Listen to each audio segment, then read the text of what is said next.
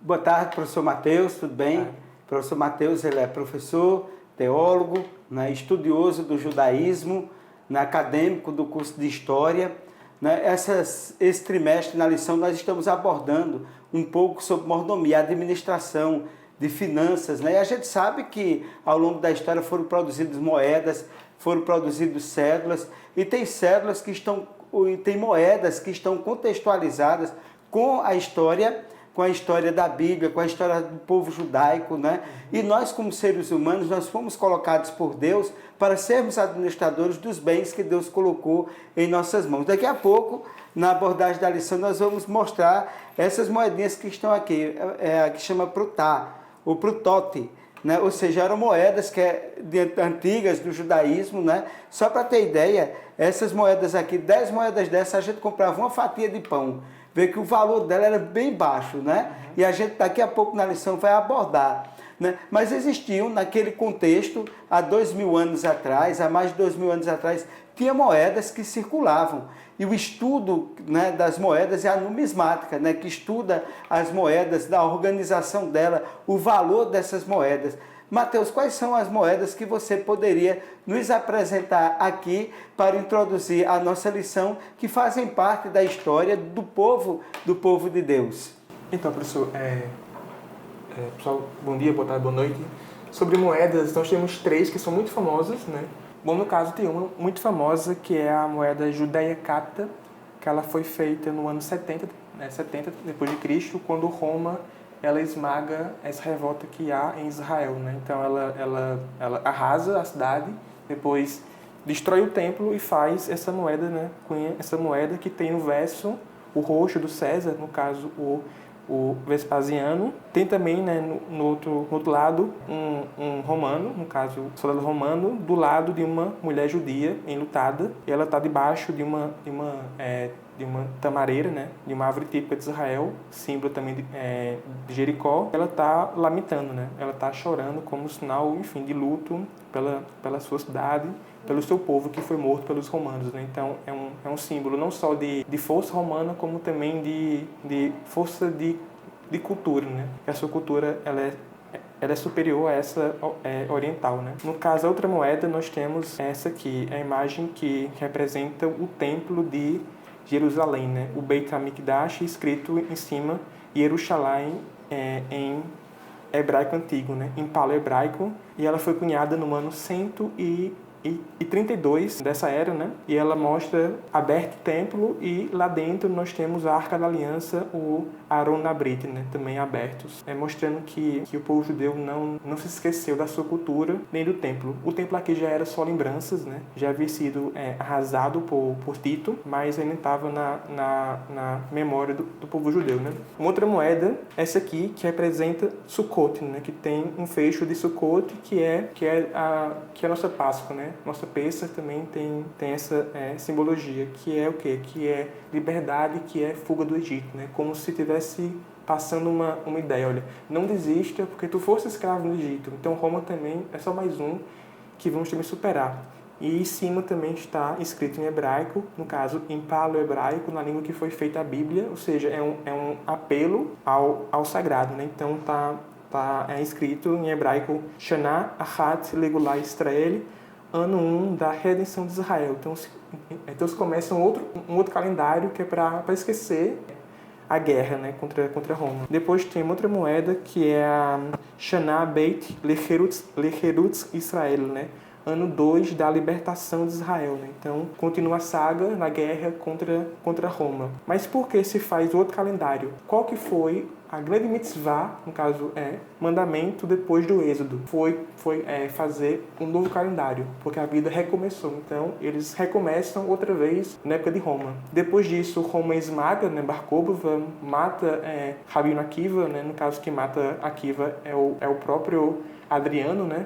Então depois disso se tem o fim da guerra, e Roma esmaga de vez Israel e reparte a terra, né, chamando de Palestina. Tira esse vínculo, né, do povo judeu com a sua terra. Beleza, Mateus. Vocês perceberam a riqueza de detalhes de cada moeda, né?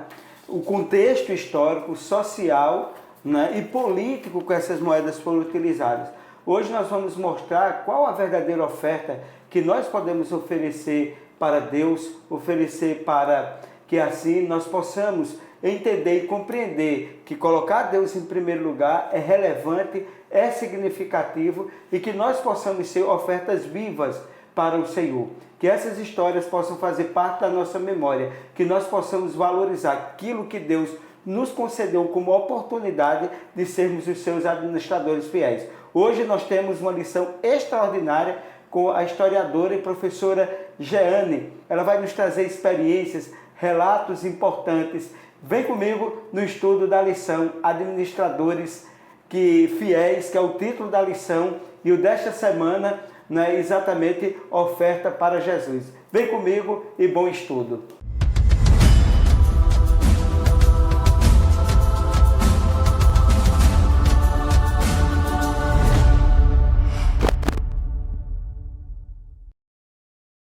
Feliz sábado, meu amigo, minha amiga. Grande alegria, grande satisfação estarmos juntos para mais um estudo da lição. E espero que Deus esteja abençoando, e Ele está abençoando a tua vida, a tua história, tua família, os teus projetos. Porque Deus, Ele quer coisas maiores, coisas relevantes na nossa vida. Ressignifique a sua vida com as bênçãos de Deus.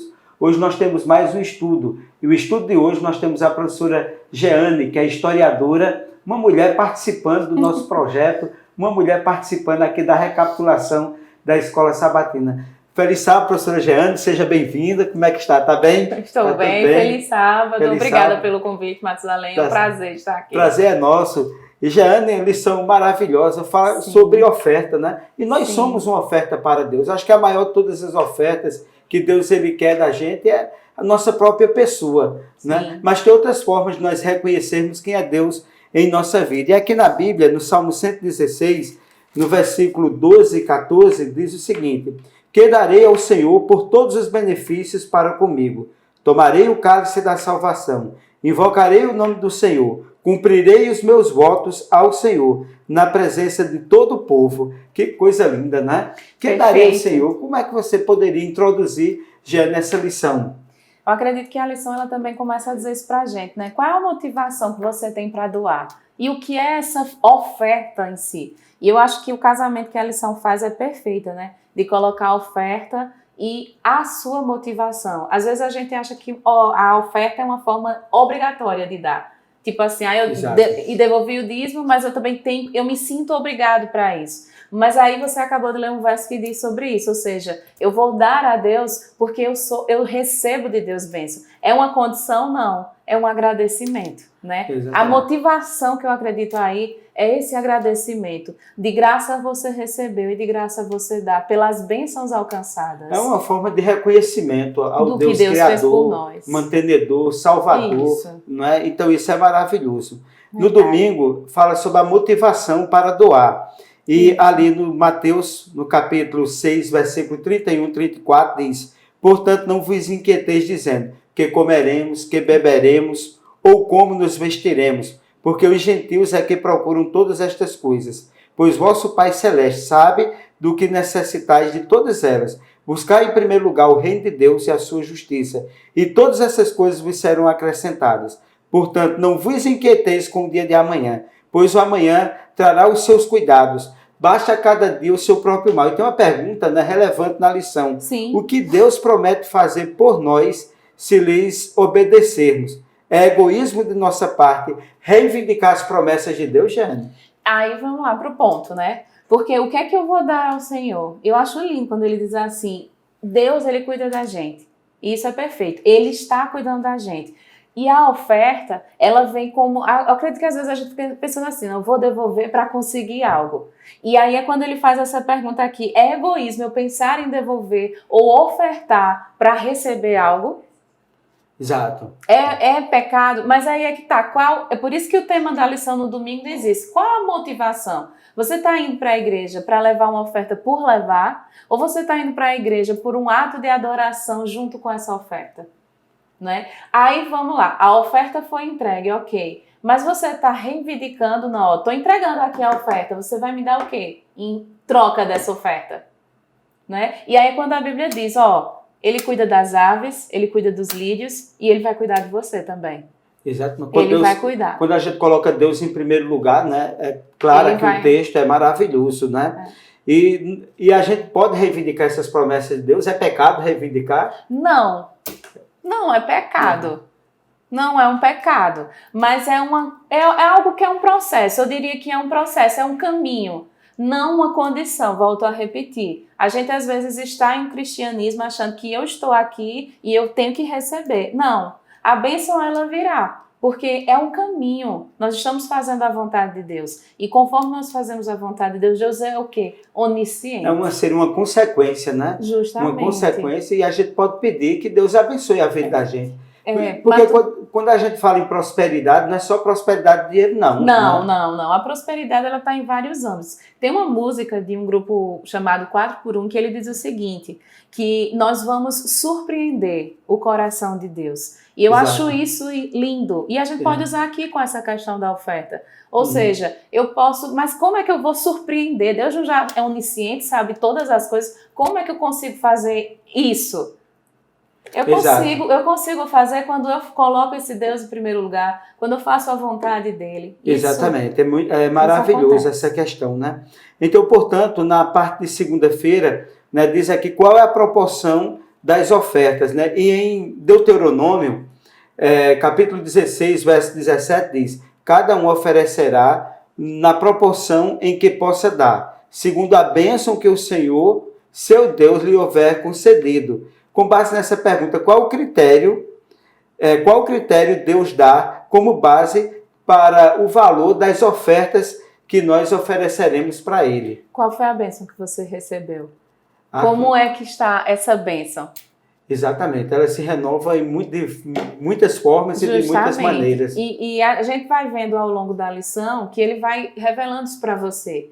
A sua bênção foi tanto. E a gente vai ver histórias, né, que a Bíblia vai colocando. Como é que é essa bênção? Eu recebi uma bênção. Mas você está devolvendo essa bênção da forma correta? Você está usando, como ela aqui falou, de uma forma de egoísmo? Não, eu vou só dar essa parte aqui. Eu lembro uma vez que, quando eu era criança, né, meu pai ele dizia muito isso. O que era para o sábado era o melhor. Então, até a oferta de levar para a igreja, não era aquele dinheiro gasto, né? Aquele dinheiro que estava sendo usado mais. Era aquele dinheiro que ele deixava ali separado para o sábado. Ou seja, sempre para o sábado e o melhor. Sempre para ofertar e o melhor. Por quê? É uma adoração. Exato. E no Salmo 116, que é o versículo que abre a lição, né? Sim. É que traz exatamente: que darei ao Senhor por todos os benefícios para comigo. Aí ele mesmo responde aqui, né? Tomarei o cálice da salvação, invocarei o nome do Senhor, cumprirei os meus votos ao Senhor na presença de todo o povo. Como devemos responder à pergunta feita no verso 12? Que darei ao Senhor por todos os benefícios que ele tem feito? Como o dinheiro se encaixa nessa resposta? Como é que o dinheiro se encaixa nessa aqui, Gélia?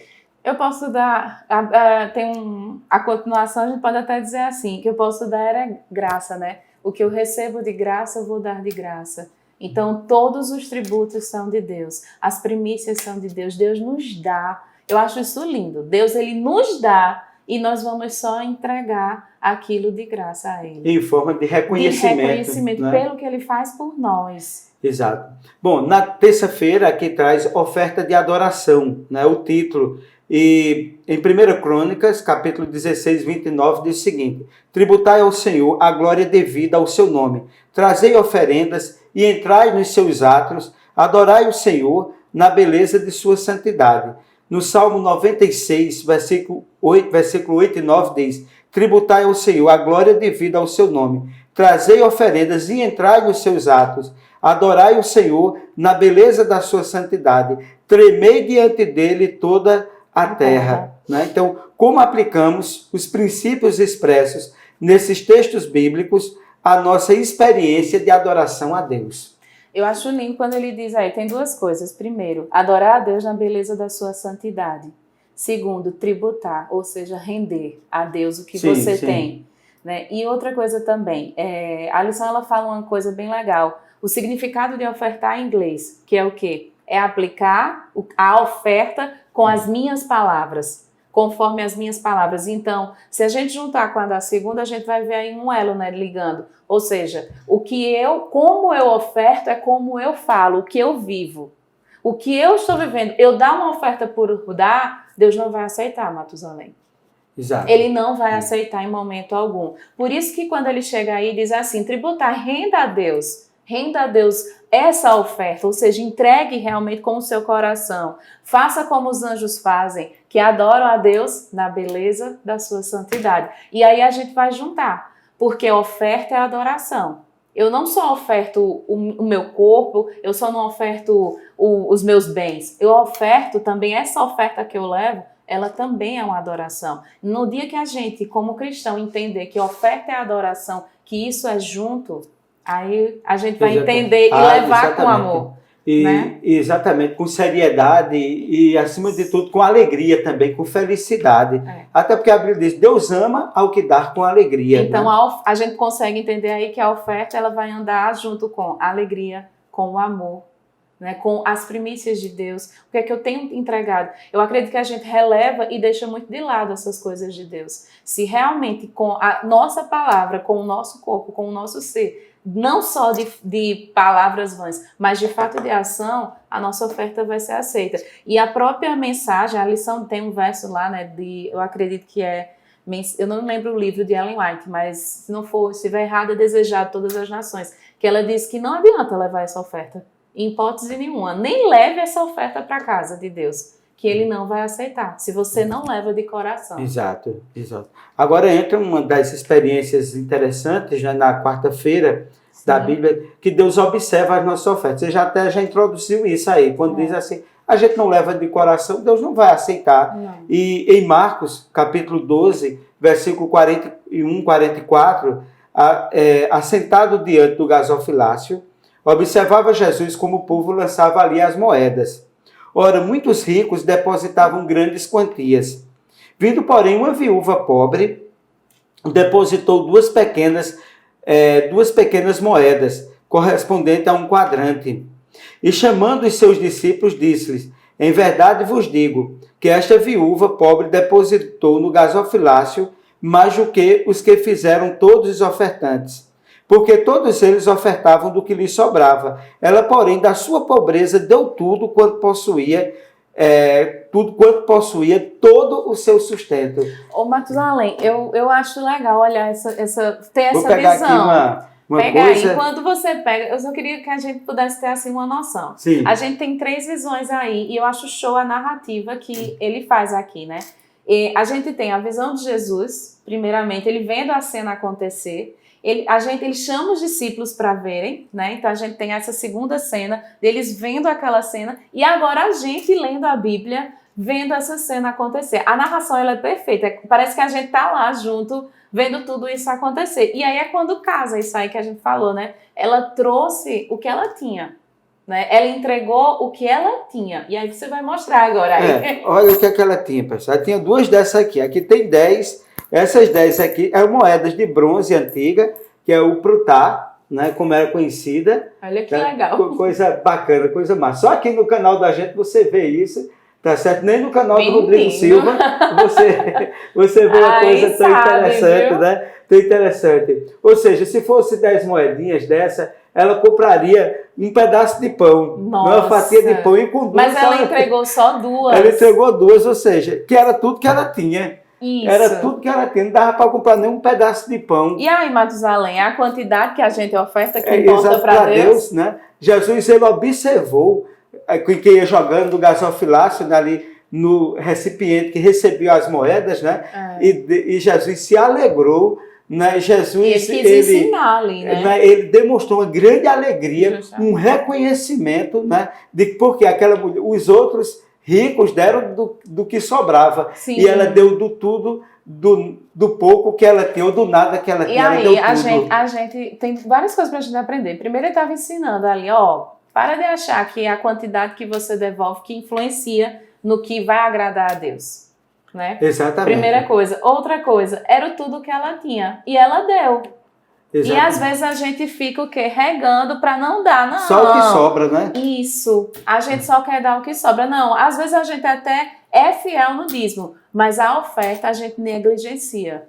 Exatamente. História maravilhosa, né? A lição também nos traz, ali de Atos, capítulo 10, versículo de 1 a 4. Morava em Cesareia um homem de nome Cornélio, centurião da corte chamada italiana, piedoso e temente a Deus com toda a sua casa, e que fazia muitas esmolas ao povo, e de contínuo orava a Deus. Este homem observou claramente, durante a visão, cerca da hora nona do dia, um anjo de Deus que se aproximou dele e disse: Cornélio. Este, fixando neles os olhos e possuído de temor, perguntou: O que é, Senhor? E o anjo lhe disse: As tuas orações e as tuas esmolas subiram para a memória diante de Deus. Que história maravilhosa. Agora vamos ver o cenário. Aí, acho show. A gente acabou de sair de uma mulher que foi ao templo levar uma oferta. Ok? Exatamente. Então a gente já supõe que era o quê? Uma mulher ali, israelita, que sabia todos os costumes e tudo e seguia os preceitos dali, daquele momento. Aí a gente tem agora um centurião romano, ou seja, a gente já entende, né, pelas entrelinhas ali, aí que é o quê? Um homem de uma religião politeísta, né? Exato. Um homem que não segue justamente o contrário do cristianismo, que até então estava ali surgindo, mas não era um israelita, né? Não era um judeu. Mas ele tinha uma coisa que eu acho linda, e aí eu vou lembrar dos meus pais mais uma vez. Deus, ele é perfeito. Ele não o quê? Olha para o momento em que você não lembra, ou não segue a Bíblia. O seu tempo de ignorância. Essa é a palavra que não estava vindo. Mas, ou seja, Deus não julga você pelo seu tempo de ignorância, pelo seu tempo que você ainda não conhece o que está aqui. Deus, ele não vai julgar. E o centurião, ele ainda não seguia tudo isso. Mas ele tinha o quê? Ele era sincero de coração. E aí, mais uma vez, a gente vai ligar a viúva com ele. Ou seja, Deus aceita a sua oferta quando ela é o quê? Sincera de coração. Então, a gente precisa ofertar com o quê? Com sinceridade de coração. Exatamente. Que história maravilhosa, né? Essa história, duas histórias assim perfeitas que tem aqui. E ele vai o quê? Ter um sonho com um anjo, gente. Quantas pessoas têm sonho com um anjo? Você já sonhou com anjo? Eu sonhei com anjo. Olha só, já sonhou com criança, eu vi a coisa mais linda do mundo, bem grandão, assim, na minha cama. Olha só. Eu quase que chorava de emoção. Eu era pequeno, não, que ainda eu sou pequeno, eu era bem novinho, né? Mas foi uma coisa bacana, né? A gente sente a presença de Deus, né? Ali no quarto. Eu estava com muito medo e Deus colocou ali um anjo no meu quarto. Eu achei aquilo ali fantástico, né?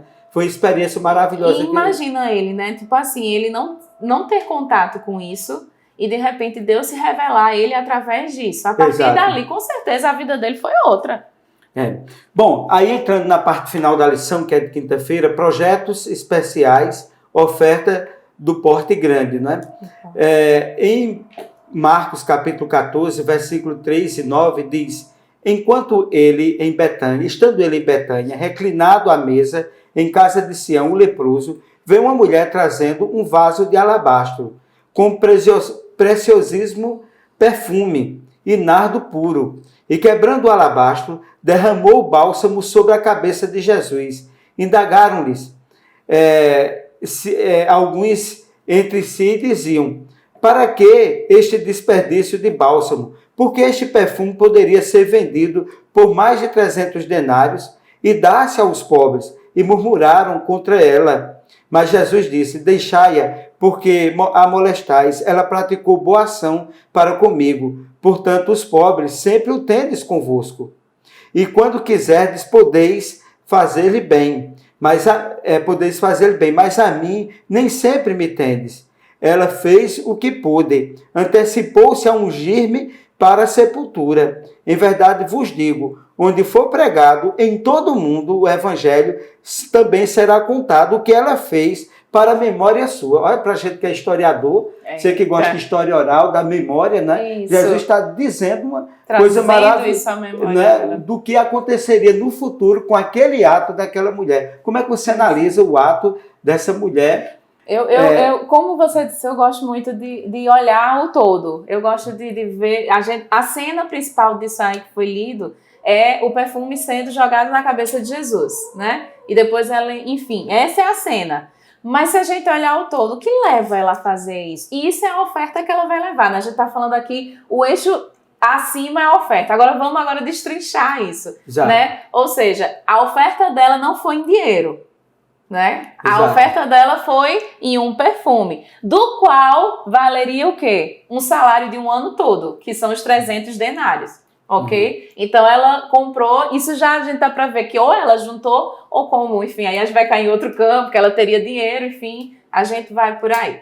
Mas eu fico pensando, Jesus entrou, e ele mesmo diz, as pessoas nem aqui me cumprimentaram direito, tá ok? Ela foi a única que entrou e me ofertou alguma coisa. Eu acredito que até as pessoas nem falaram com ele direito, talvez. Mas ele entrou lá, sentou num jantar muito bonito e ela ali vem e passa por todas aquelas pessoas. E aí a gente tem também a questão da mulher estar naquele ambiente, né? Exato. E a gente já vê toda essa cena. Mas ela vai fazer algo inusitado. Gente, se hoje, se alguém jogar perfume na sua cabeça, já vai ser algo peculiar. Imagine isso há 2000 anos Exatamente. atrás. Não é verdade? A mulher fez certo ou fez errado?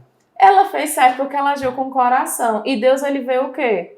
O coração. Né? Agora, para aquelas pessoas da época, até para mim, para você ou para qualquer pessoa, a gente tá em um jantar, em um casamento, a pessoa jogar um perfume que a gente considera muito caro, a gente vai dizer o quê? Tá doida.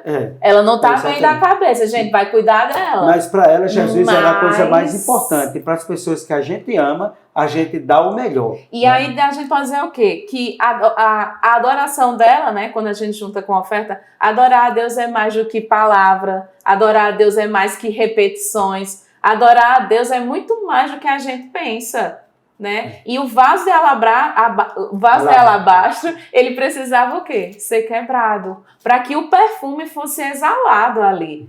E esse perfume, para ela, só ia significar essa oferta se ela fizesse isso. Exato. E ela entrega isso, né? É história maravilhosa. Temos aqui também um outro relato aqui, em João capítulo 12, versículo de 2 a 8. Deram-lhe ali uma ceia. Marta servia, sendo Lázaro um dos que estavam com ele à mesa. Então Maria, tomando uma libra de bálsamo de nardo puro, muito precioso, ungiu os pés de Jesus, enxugou com os seus cabelos, e encheu-se toda a casa com perfume. Mas Judas Iscariote, um dos discípulos, que estava para trair, disse: por que não se vendeu este perfume por 300 denários e não se deu aos pobres? E isto, diz aqui o relato, né? Disse ele, não porque tivesse cuidado dos pobres, mas porque era ladrão, e tendo a bolsa, tirava o que nela se lançava. Jesus, entretanto, disse: deixa que ela guarde isto para o dia em que me embalsamarem, porque os pobres sempre tendo convosco, mas a mim nem sempre tendes. Por outra ótica, né? Agora é outra visão, né? É uma outra visão. Porque os versos, né? A história é a mesma, mas... Mas aqui aparece uma figura, né? Uma figura nova. Conhecida, né? Que é Judas, uma figura carimbada, né? Que ele aparentemente traz um discurso bom, mas a essência era muito ruim. O que é que analisa-se? E aí, vamos lá. A lição, ela na quinta-feira, eu achei legal como ela faz assim para você. Ela traz um exemplo para que você possa entender como é isso. Ela coloca um potinho, né? E aí ela diz que divide em porcentagens. E geralmente a gente vai entregar o que há de menos, que a gente considera menos importante para Deus como oferta. Ok, eu devolvi os 10%, tá bom. Mas a oferta eu vou colocar qualquer coisa ali, sei lá, vai ser o último, né? Como a gente já falou aqui. Mas aqui essa história, ela vai dizer o quê? Que ela vai dar o que há de melhor.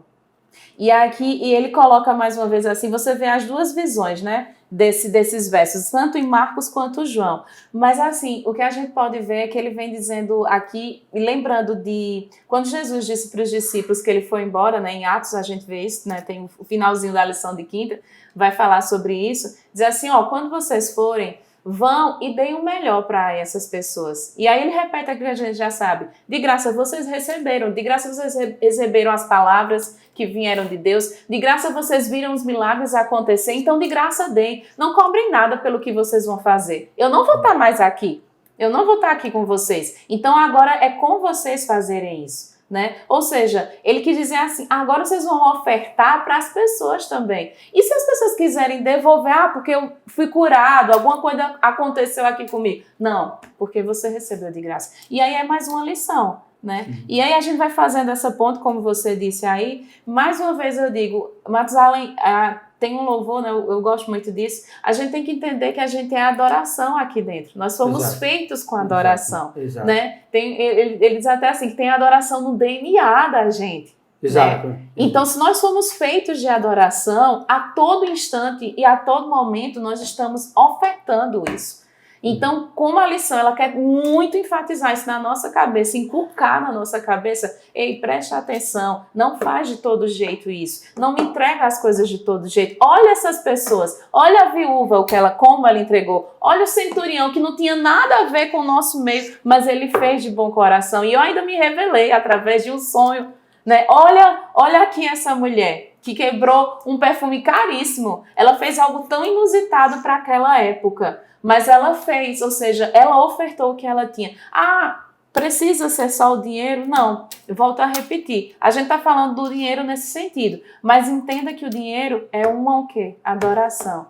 Como você está adorando a Deus? Às vezes eu acredito que a nossa adoração está muito deturpada em alguns momentos. A gente vai para a igreja, a gente diz que é cristão, mas a gente oferece qualquer coisa para Deus. Para outros ambientes a gente oferece o quê? Bem mais. Mas quando é para a igreja, a gente, se for para adorar, não, eu faço de qualquer jeito, ele vai aceitar. Né? Deus não tem uma obrigação de me aceitar. Né? A gente percebe aí as pessoas, por exemplo, a Copa do Mundo, se gasta milhões, né? Onde a gente poderia ajudar para pregar as boas novas do Evangelho, libertar pessoas, matar a fome das pessoas. Tantas pessoas passando fome, necessidade aí, e se gasta quanto em uma Copa do Mundo, em tantas outras formas de entretenimento, e se esquece muitas vezes de apoiar pessoas que verdadeiramente precisam, né? E há problema em você ofertar, há problema em você devolver o dízimo? Nenhum, porque como é que a gente vai pregar? Como ouvirão se não tem quem pregue? Né? Como pregar se não tem ninguém para ir? Exato. Né? Então, Jeane, você é filha dos adventistas, assim, vamos dizer assim, uma das pessoas mais consagradas que a gente conhece, né? Irmão Souza morreu quase 101 anos de idade. 105 anos de idade. Né? Um homem que era recordista mundial, ouvintes, de entregar folhetos. Né? Isso, ele bateu o recorde, né, de entregar folheto. Acho que talvez no mundo ninguém entregou tanto folheto como o irmão Souza. Né? Qual a experiência que você teve em casa, convivendo com o irmão Souza, um ser humano, um homem de luz, um homem de paz, de amor, um homem cristão que viveu para pregar o Evangelho, teve uma família maravilhosa, aí, 16 filhos, né? Uma benção. A Bíblia diz que os filhos são a herança do Senhor. Qual a experiência que você pode relatar desse homem que viveu em tempos difíceis, né? Mas foi um homem que serviu a Deus, pregou na igreja até onde ele pôde pregar, até quase perto de morrer. Sim. Qual a experiência que você poderia trazer dessa oferta viva que foi o irmão Souza e como é que ele fazia para ter uma família tão grande, uma responsabilidade tão grande para manter? Faltou alguma coisa? Tem alguma experiência maravilhosa de oferta, de dízimo, que você poderia relatar do nosso querido e saudoso irmão Souza? Bem, falar é ótimo. Eu acredito que aí eu vou colocar os dois, né? Ele e minha mãe. Ele não faria nada sem ela também, uma pessoa, né? Uma mulher de Deus, uma missionária. Papai foi chefe de estação de trem, então ele passava mais tempo fora de casa do que... Porque tinha que chefiar a estação, é interessante, né? Que se ele fez 16 filhos, passando esse tempo fora de casa, né? Imagina se ele tivesse em casa, né? Jesus amado, povoava o resto da terra. Mas, enfim, o que eu sei e o que eu sou, eu devo a eles, né? E assim, como eles próprios diziam, com o pouco estudo que eles tinham, né? Hoje a gente chama Fundamental 2. Eu acho que eles nem iniciaram direito, acho que ficaram o que a gente chama hoje de segundo ano ou primeiro ano, então eles tinham pouco estudo mesmo, mas Deus deu muita sabedoria a eles. Então, assim, sempre eu posso falar por mim, lá em casa, como a gente está falando de oferta, a gente sempre tinha o quê? O momento de culto todos os dias em casa, e uma coisa que, assim, eu não teria os brinquedos da época, eu não ganhei os brinquedos da época, mas eu sempre tive a minha Bíblia, eu sempre tive a lição da escola sabatina, isso era prioridade lá em casa, prioridade. E assim, ele que dá, tudo ele deu, ele foi o primeiro a dar. Então, o cartão de dízimo ele me deu. Todo sábado a gente recebia a oferta para levar para a igreja. E assim, e uma coisa que eu sempre via, ele gostava muito de viajar em Recife, comprar, né, Bíblias, livros, e trazia os folhetos. Então ele sempre gostava de dar esse presente. Então ele usava também parte da oferta dele para comprar isso. Porque ele dizia o seguinte: eu vou apressar aqui o evangelho. E ele sempre lembrava de, por exemplo, a gente tem uma história aqui que uma das irmãs que se batizou na igreja central aqui de Campina Grande, ela foi por um folheto dele, que ela virou, estava lá o carimbo José Severino de Souza, o nome da igreja, e aí ela se interessou, né? E veio, encontrou, e depois ela foi e lembrou disso. Olha, foi o senhor que me deu esse folheto. Aí acabou, ele não ia parar nunca mais, né? Então ele trazia assim, para ele assim era interessante, né? A gente falou aqui sobre oferta como adoração, oferta com amor.